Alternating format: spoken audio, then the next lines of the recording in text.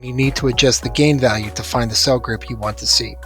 The next step is to determine the background value of fluorescence, and only look at the P1 area in the next few pictures, so change all the events to P1. Then, to set the background value of the fluorescence, we can make some adjustments. Select Acquisition Setting on the left panel, and then you can set the gain value of R660 to 110.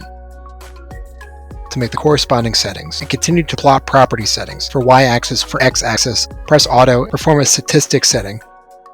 Next step is the stats. Select Apply to all tubes, and on the statistics page, select the Y585-A median. For P1 gate, select Acquisition Setting on the left panel. You can set the gain value of Y585 cytometer to 90. Click the Stop button to stop the acquisition of the current sample and output the results.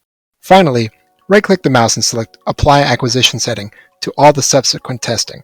After setting up APC and PE positive control, right-click to export all samples to clipboard. For statistic data, we chose parent, population, and events. Apply to all tubes, then click OK. Record can stop receiving data according to the set conditions. Conditions that can be set are below. When I press record, the system will check which of the conditions I set comes first, and it will stop receiving data. Meanwhile, set the flow rate to 100 microliters per minute. For Cal A1, make sure to apply stopping rules for all tubes, then click Start Record. Following, create an auto line segment around the selected population on a plot with APC intensity.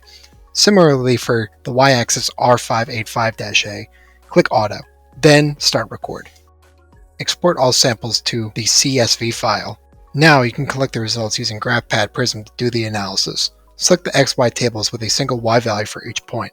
When evaluating data, first subtract the average value of the blank well, which is calibrated 0, from the result of all wells. Next, paste in some data. To analyze data in GraphPad, go to the Analyze button and select a tab called Transform Normalize. Click the Transform option. Then click OK.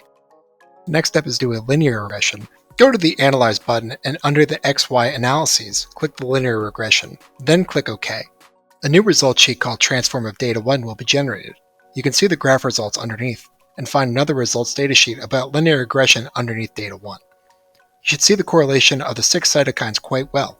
Copy the original sample value from Excel to GraphPad at the same place. Choose Interpolated X underneath Linear Regression of Transform of Data 1.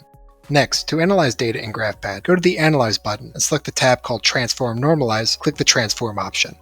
Then click OK. Now the graph has a linear scale. Now you are able to know the different cytokine concentrations in one unknown sample.